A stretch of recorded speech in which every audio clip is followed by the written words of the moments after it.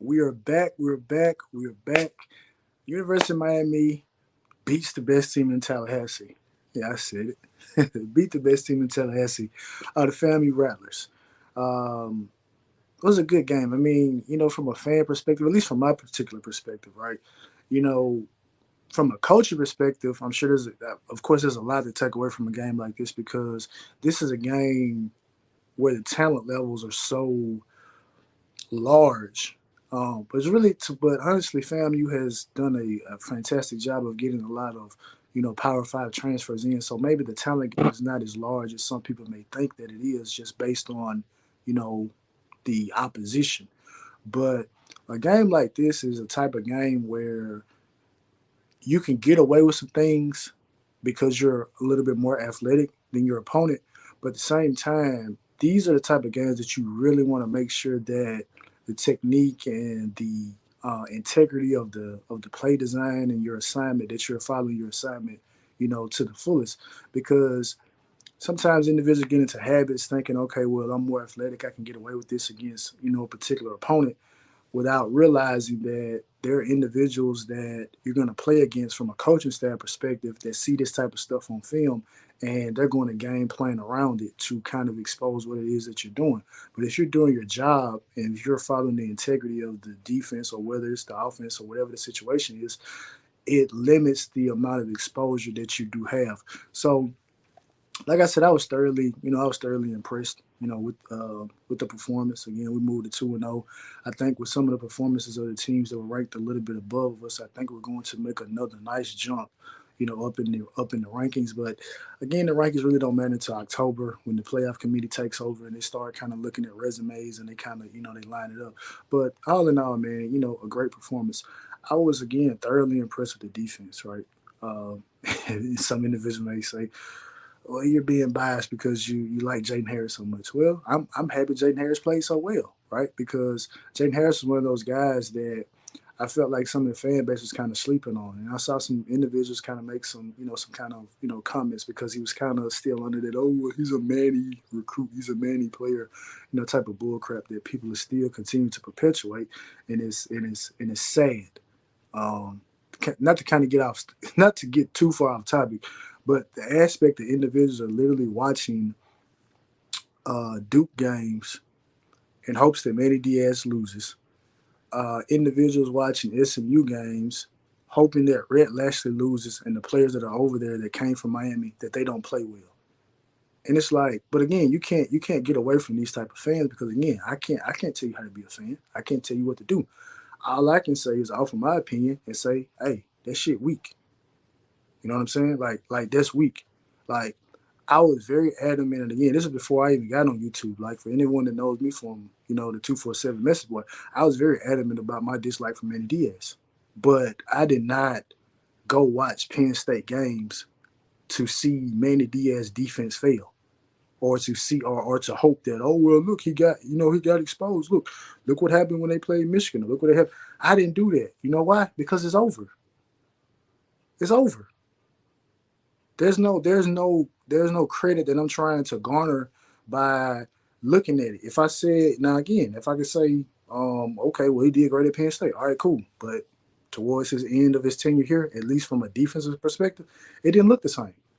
But with that being said, I'm not I'm not going around, watching Duke games to in hopes that, oh well, I can have something to say about Manny Diaz, because again I know that the little internal friction is still kind of going on. It's like, bro, that shit weak, man. Like for real, like it's weak.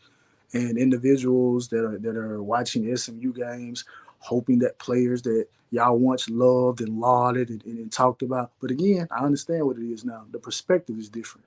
The perspective now is because individuals have been able to convince individuals that, oh well, look at what they're doing in SMU, man. So that's a prime example that they weren't that good, without looking in the mirror and saying, well, look, there's a lot of players that are currently on this roster that were highly rated that are probably going to end up getting um, passed over and transitioned out. But y'all have already have a built-in excuse. Oh well, they just got recruited over.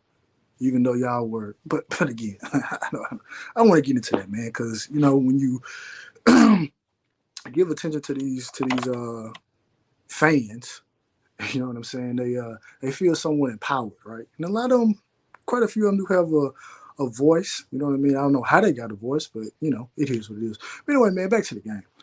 Um, like I said, man, I was thoroughly impressed with the defense. Tyler Barron, 3 sack performance. I literally thought that he had more than 3 sacks because just of the activity that he had. I mean, he looks like it's straight to business. Um, the commentator after one of his sacks was talking about that Ruben Bain went up to him because he was so hyped. He was like, "Bro, man, save some of that for the game." And Tyler Barron like, "Why I gotta save it for the game?"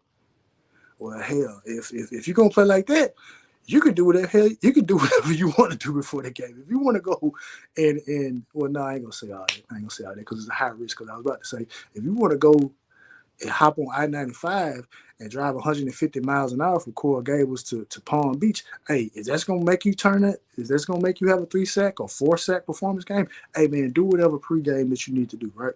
But I can see right now that Tyler Barron is about business. That's one thing I can tell right now. He's about business. He is, um, if he continues to play like this, his performance may actually look better than what we got from that 1 year from Gregory Rousseau and that 1 year that we got from Phillips. Again, it's still early, still relatively early. It's just the second game of the season. But if he can maintain this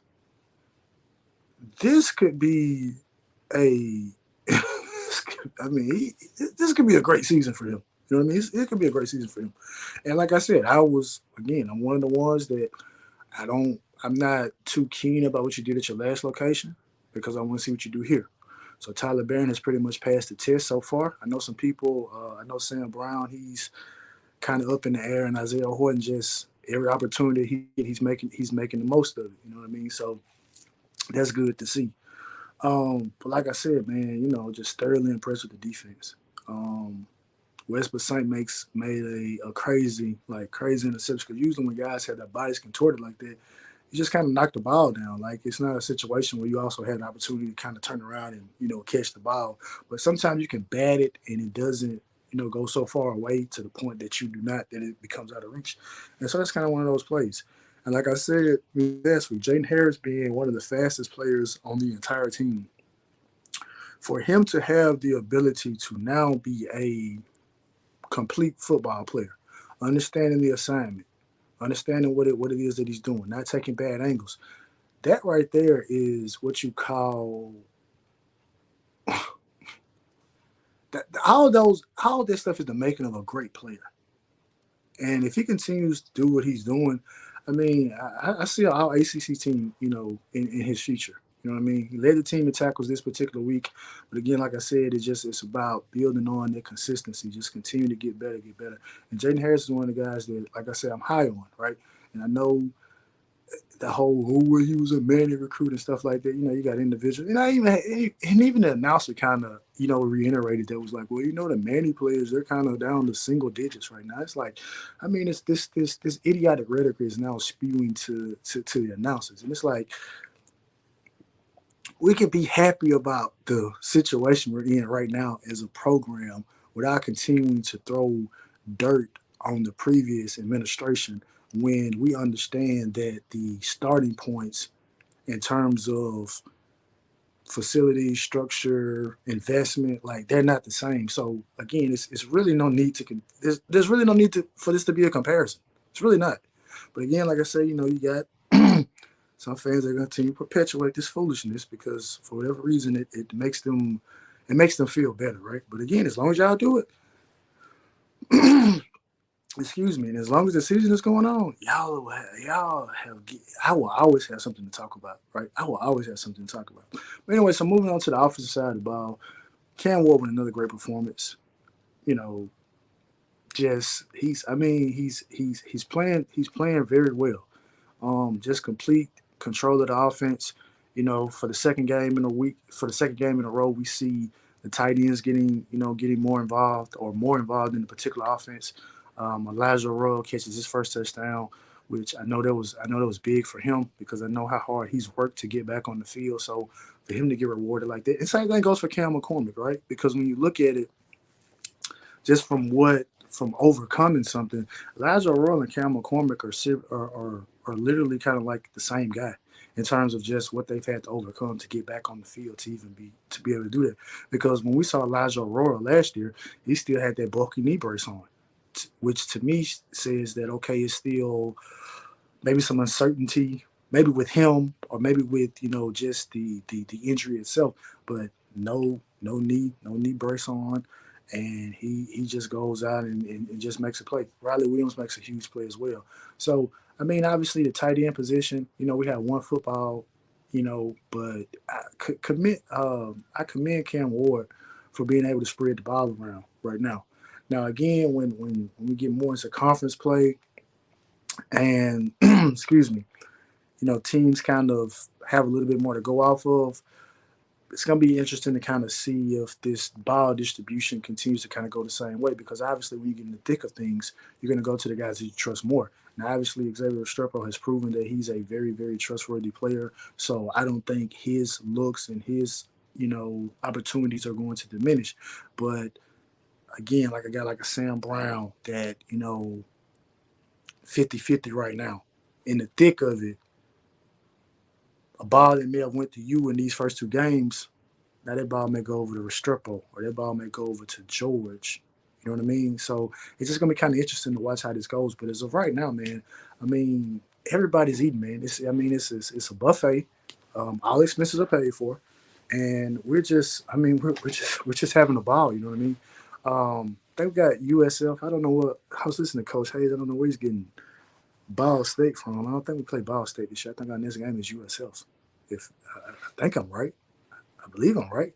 And then we got Cal, and then we got the bye week. But and USF was in a tough game with Alabama, but Alabama pulled away late. But to me, I think again, just from like Cam Ward's mentality, the mindset that he's moving forward with, I think it will kind of be somewhat of a motivating factor.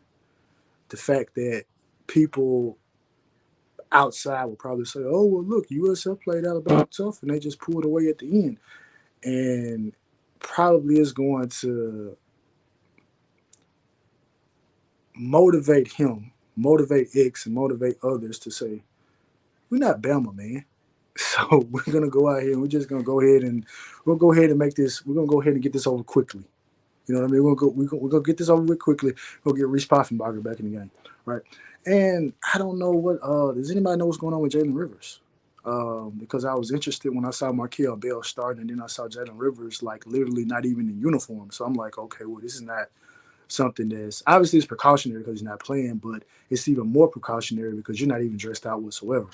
So again, and that's what a lot of people have said is like we can't have injuries at key positions because that right there is what will hold back the potential of this particular team if we have injuries at certain positions that we really can't afford. And Markel Bell played, well. Obviously, going from the level that he just played at to up to this particular level, obviously, big as I don't know what, you know what I mean. But hopefully, we can get her and get Jalen Rivers back. You know what I mean? Because that needs to be solidified. Not saying Markel Bell can't do the job, but you can't replace good experience, not just experience in general, but good experience like what Jalen Rivers has. So hopefully he has a speedy, recovery turnaround. Um, Cal beat Auburn, but I mean, I don't know how well you can gauge Auburn. You know what I mean? This is not the Auburn of the Gus Malzahn Auburns, the Tommy Tuberville Auburns. So I don't really know how you gauge that, but they did look relatively decent in the bits and pieces that I saw. So hopefully, if Jalen Rivers is not back, which I hope he is. But hopefully Markel Bell can hold it down. But I mean, other than that, man, Mark Fletcher ran the ball, David Martinez ran the ball, Chris Johnson, was able to score a touchdown on the pass. Jordan Lyle got in the game. So again, it ended up being what you expect it to be in these type of games where the guys on the bench, get to play a lot. Chase Smith was in the game, and again, that's another great story in terms of a young man that has been through a lot of adversity. You know what I mean, and is playing. So it'll be interesting, right, to kind of see how this kind of unfolds. Like I say, so different assortment of the young players, on the team, and we was watching the game in the locker room, and I told Coach Hayes, I said, man, at this point, I'm not even trying to keep up with the numbers on the guys anymore. It's kind of like how it was on NCAA before guys were, creating a roster. You could download it and have all the names. It'd be like, okay, number 21, because I'm looking on the field like, who was 21? Who was 18? And Coach Hayes went so far, he went to look on like the official roster. We have 5 guys. Listen to me now. We have 5 guys on the team with the number 18. 4 of them are quarterbacks, and then one of them is Armando Blunt. So I guess that must have been the most favorite number on the team, number 18. But we have 5 guys on the team that listed that are number 18. So, you got that kind of stuff going on. And then obviously guys, change numbers, because I know Jaden Harris, he was 19 last year, now he's 7 this year. So obviously you got guys that have changed numbers. And, obviously the media personnel that follow it a little bit more, they're a little bit more, nuanced with it or whatever. But me personally, man, I'm just looking at the team. The guys that are my favorites, I know what the number are. Jaden Harris is 7. Jacoby George is 3. You know what I'm saying? Darryl Porter is 2. Like, those are my 3 absolute favorite players on the team. So I know their numbers. Everybody else, it is what it is. Just we as a collective, just keep this train going, right? Because I think a lot of people. And this morning when I woke up, I was watching a replay of one of the college football final shows with Cardale Jones on there. And one of the guys was like, "Was the U back?" And Cardale was like, "I'm not going to say that just yet." And obviously, he's an Ohio State fan. But, I think from a professional standpoint, because I know this particular offseason, it was a little back and forth with him, kind of talking about our NIL program as if, Ohio State didn't go break the bank to bring in a guy like a Caleb Downs or Quishon Judkins to pay to get guys to, to come back. So, but I like this answer, right? And I think it's an answer that most Cane fans would give. I'm not gonna give the answer, because anybody asks me is Miami back, I'm gonna say yeah, straight up, yeah, we back, yeah, straight up, facts, we back. But he was like, need to see some more games. You see, how we perform against a little bit tougher opposition, which again, from a rational standpoint, yeah, that's what you do want to see. But I'm not being rational right now. If you ask me, the U is back, point blank, period. So if you ask me, hey, that's what it is. But anyway, man, guys, rest up. You know what I mean? Get ready for South Florida. We're gonna head over there, and like I said, man, go in, take care of business, and then get out of there, get ready for Cal, and then get ready for the bye week, and then it'll be time to hop into the conference schedule, right? Which is kind of interesting. And like I said, for those who know or do not know, like I said, I'm covering Syracuse this year, and they've looked pretty well in their first 2 games. So, but obviously we have them at the end of the season, so a lot can happen between then and there. They just beat Georgia Tech, but anyway, man, that's way down the road. We got plenty enough time to get there. But anyway, man, like, share, subscribe, comment. And as always, even though I'm covering Syracuse and Michigan State, it's still all about the U, baby. Peace.